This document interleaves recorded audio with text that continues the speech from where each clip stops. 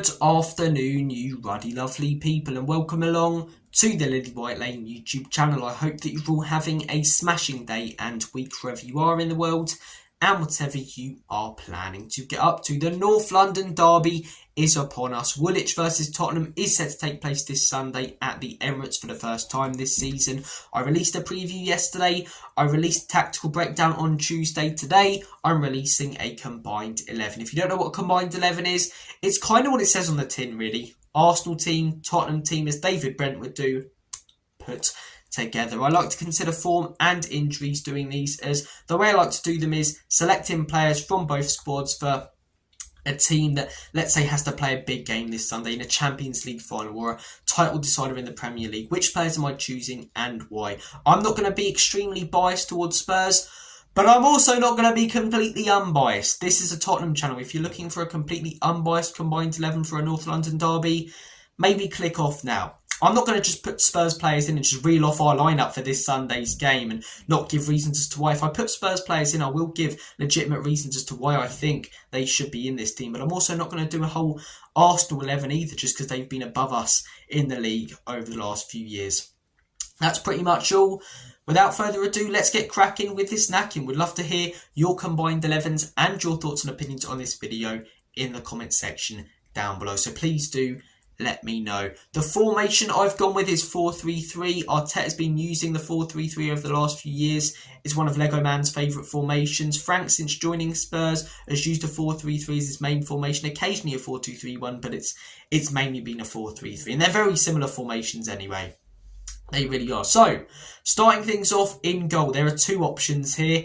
David Raya and Vicario. David Raya has been fantastic at Arsenal. He's been getting better season on season. He was great at Brentford, joined Arsenal. There was that debate between him and Ramsdale when he first joined, and he just proved that he was the better goalkeeper, really. Is he exceptional at anything? No, but is he very, very solid all round? Yes, he's a great shot stopper. He's great at commanding his box, you know. His reflexes and reactions are fantastic. His distribution's very, very good, whether that be long balls or short passes. He's really, really accurate. So David Raya is fantastic. And in my opinion, he goes in because Vicario, as good as he is when it comes to reactions and shot stopping, just doesn't command his box very well. Butterfingers constantly come out. He's got baby oil all over his gloves at times, and he lets us down a lot in big games. For example, the Manchester United game, you know, we didn't play well anyway, but so close to a massive 2-1 win, and then the guy starts backing off into his own net when a header's, you know, heading towards him in the final minute. It's like, what are you doing? His distribution, it's not terrible, but it's pretty bang average, to be honest, in the words of Mr. Box Office. And he does some things better than Raya, for example, reactions and reflexes. There aren't many better goalkeepers at that in the Premier League. But all round, when it comes to a goalkeeper, I want someone who's solid and consistent. Not someone who can occasionally produce brilliance, but is also occasionally lacking in quality in certain areas and isn't consistent. I want someone that I can rely on, and David Raya is that guy. So Raya in goal. Centre-backs, because he's injured for this weekend, Gabriel is out. So Van der Ven, Saliba or Romero. The two I'm going to go with are Van der Ven and Saliba. Van der Ven has to go in my opinion. This guy produces quality that no other centre-back in the world can. No other centre-back in the world can pick up the ball on the edge of their own box, drive through an entire midfield, drive through an entire opposition defence, and smash it into the back of the onion bag on the edge of the opposition's box. I'm sorry, Rudiger ain't doing that, Saliba ain't doing that, Gabriel ain't doing that, Stones ain't doing that, no one is doing that, Van Dijk ain't doing that. Most centre-backs can't take on 2 or 3 men, let alone an entire team like a winger or a striker can every 4 or 5 years. You know, this guy is so consistent as well. It's so frustrating when I hear opposition fans say, you know, Van der Ven doesn't get into this combined 11 because he's occasionally great but not that consistent. It's like, tell me you haven't watched Spurs in a long time without telling me you haven't watched Spurs in a long time. What are you basing that off? The fact we conceded loads of goals last season? Look at the system we were playing in, the high line we had. If it wasn't for Mickey Van der Ven, we would have conceded 250 last season. The man was like A-Train, constantly making unbelievable recovery runs to save us in games. We would have genuinely gone down. If it wasn't for Mickey Van der Ven, we'd be doing a combined 11 right now for Tottenham versus Preston, not Tottenham versus Arsenal. So Van der Ven goes in there. And for me, Saliba over Gabriel. I think both... Oh, sorry, Saliba over Romero. I think both are very, very solid centre-backs, but I just think Romero occasionally puts in a bad performance, and you don't really see that from Saliba. As I say, does Saliba have, abilities that Mickey van der Ven does? No. He can't produce that kind of thing, but no other centre-back in the world can. But is he unbelievably consistent and never really has a bad game? Yes. And whilst Romero's very consistent, I can't say he's completely consistent. Before international breaks a lot, he'll conveniently, pick up an injury, or if he does play, put in a poor performance. Romero, every 1 in 6 or 7 games, he'll be poor in. The rest of them, he'll be brilliant in and putting in really strong tackles. But when he's poor as well, that aggressive nature that he has, that's usually an asset, becomes a liability, and he ends up picking up a stupid booking or putting us in stupid positions and giving the opposition, free kicks in good positions. So Saliba goes in there, in my opinion, over Romero. If Gabriel's fit, he goes in there for me. I really, really like Gabriel. He's arguably the best centre-back in the air right now in the Premier League. He's getting better every year, and he's worked on himself. He's improved himself. Arteta Lego Man has, helped him along the way. But when he first joined Arsenal, he was a bit of a joke, really. He really wasn't great, in lockdown. And every season I've watched him, he's gotten better and better. Every season I've watched him, there are less mistakes. And now I'd say he's better than Saliba. But because he's not fit, because he's injured, Saliba goes in there and Van der Ven goes in there. The fullbacks, left back, I have gone with Jed Spence. Destiny Udogie, very good as an inverted fullback, not the best as sort of a wing back or an actual fullback. I think defensively he's okay, nothing special. When going forward, his cutbacks are good, his crosses aren't great. I'm looking at Arsenal options. Calafiori, good at inverting, but the crossing's non-existent from that guy. Defensively, he's okay, but I don't think he's anything special. Lewis Skelly, very exciting player. Going forward, very, very good, but defensively a little bit of a liability and can be physically bullied. Whereas Jed Spence, going forward, not a lot, but defensively, man, he's so good. He's so good. There aren't many better fullbacks at 1v1s against wingers than Jed Spence. He's got such a good record against 1v1s against top wingers. And it isn't, just against wingers lower in the table. Against PSG, when they're constantly rotating, Doué and Dembele and Kvaratskhelia, he's pocketing them all when they're taking him on. He was so good in that game. He was so good against City. He steps up even more in the bigger games, and he's very solid in the games against teams lower in the table. He's very consistent, very rarely has a bad game. So for me, Jed Spence goes in there. If he joined Arsenal, he's starting for them over their other left-backs, in my opinion. And it's not even his natural position, but he has to get in there, and it's where he's been playing for Spurs over the last couple of years. Right back, Jurrien Timber or Pedro Porro. Those are the two options. Porro's crossing ability, unbelievably good. Going forward, I think he's a great asset to have in your team. He has some Trentish qualities. Frank said that himself earlier this year. Defensively, though, he has improved, but he's still not all there. He can get blitzed.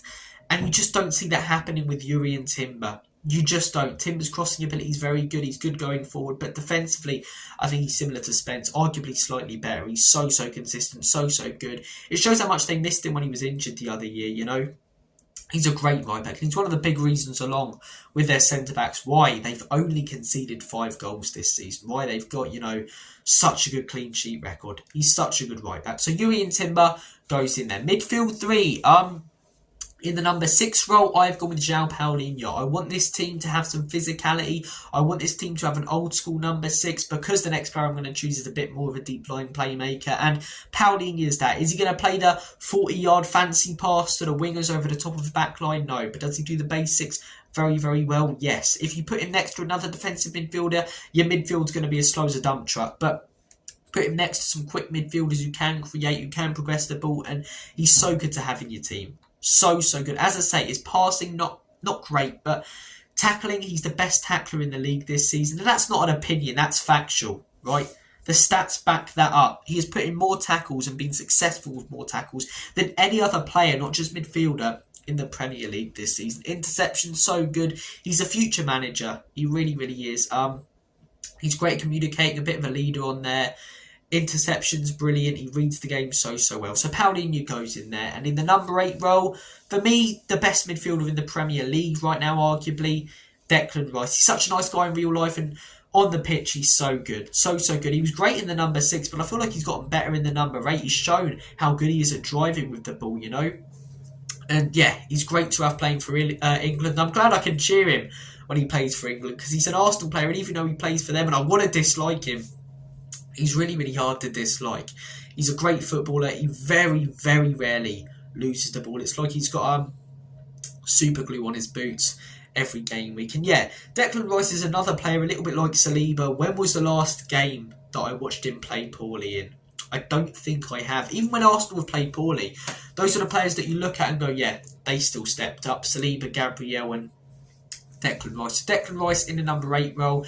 He's got a shot on him as well, Declan Rice. You know, those 2 free kicks last season against Real Madrid, some of the bangers he scored last season. He scored a couple this season as well. So Declan Rice goes in there in the number 8 role. I really like him, and that's really annoying because he plays for them. Number 10, I've gone with Emirates Stadium. I think that's a great midfield. You've got Paulinho, the old school number 6. You've got Rice as a bit of a, box to box, but can also be a deep line playmaker. So then you're looking for that creativity ahead of them. Emirates Stadium is that guy. Hasn't hit the heights at Arsenal so far that he did at Palace last season under Glasner. I think he suits a counter-attacking system more. But I really like Eze. There was a reason I was raving on about this guy all summer. And there was a reason why me and many others were gutted when Spurs didn't get him. I'm a big, big fan of him. He's so creative. Can play on the left wing as well. I think he's better in the 10 though. Someone like Bukayo Saka, most wingers, to be honest, they're quite predictable what they're going to do on the wings. They've only really got 1 or 2 finishes, cutting in on their opposite foot and trying to curl it in. Whereas Eberechi Eze is so unpredictable. Sometimes he just go with his left foot on the left and just smash the ball with his left foot into the near post. And it's like, where did that come from? The guy's so good. He really, really is. As I say, he's creative. His tackling isn't the best, but you wouldn't expect it to be. What you want from a number 10 is good passing ability, being able to play long balls as well, and having a good goal scoring record, and he's got that. So Eberechi Eze goes in there. If Maddison's fit, maybe there's a debate. If Xavi Simons is flying, maybe there's a debate. But right now, Eberechi Eze, which is quite gutting because I made a video at the end of the summer. We got the better player with Xavi Simons. It's not quite turning out that way so far. The front 3 up top, Victor Gyökeres hasn't been anything special. I haven't seen that Bane mask celebration that often this season. Arsenal fans saying this guy's the final piece to the puzzle. This guy's the final piece, man. He's too big of a piece. You can't fit him in the puzzle. The guy's an absolute tank. And not in a good way. He's so slow. His hold-up play isn't great, but he is a decent finisher. You give him a chance, he'll put it away in a good position. And you can't say that about Richarlison, Tell, or any other strikers. There's an argument you could put Mikel Merino in as a false 9, but not for me. Not for me, Zubimendi you could have put in the midfield, but not as a false 9. So Gyökeres goes in there, in my opinion. On the right, I have gone with Mohamed Kudus, and on the left, I have gone with Bukayo Saka, okay? I can hear you already. You're putting Kudus and Johnson in there. I'm not. Saka hasn't had a good season so far, but he's got credibility, and he is a very, very good player. He's still quite young, so he's got, room to develop. Do I think he's world-class? Nowhere near it. I don't know. World-class is a term that's bandied around so often right now about a player who puts in 5 or 6 good performances in a row. And I'm not specifically talking about Saka here. I'm just saying, I think we need to tone down what we call world-class. There are usually about 7 or 8 players in the world at a time every, decade that are world-class. And Saka isn't one of them. He's very, very good. But he's had a poor start to this season. You've got to consider that. But he still goes in because who else? Brennan Johnson, Odobert, Martinelli, Trossard. Nah.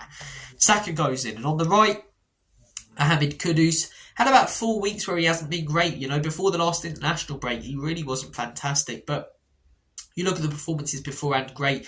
And you look at all of our attacking stats, who's created the most chances, who's put in the most crosses, who's had the most take-ons. It's Kudus, and by a country mile. So he goes in my opinion. And that is a very good team that, in my opinion, wins the league. David Raya in goal, a centre-back partnership of Mickey van der Ven, A-Train himself, next to Saliba, Timber and Jed Spencer. Midfield 3 of Paulinho, Declan Rice and Eze. That midfield, man. That midfield is sexual. That's such a good midfield. And the front 3 of Victor Gyökeres, Mohamed Kudus and Bukayo Saka. I'm pretty chuffed with that. Let me know your thoughts and opinions. Should have I swapped out João Paulinho for Zubimendi? Is Spence lucky to get in? Should have Timber been dropped for Porro? Has Gyökeres done enough? And should Marino be a false 9? All good questions that I've just come up with. You can have them and comment them and give me a little bit of engagement in the comment section below, eh? It always helps the channel when you do. But guys, take care of yourselves. Have a smashing rest of your day. And as always, come on, you Spurs.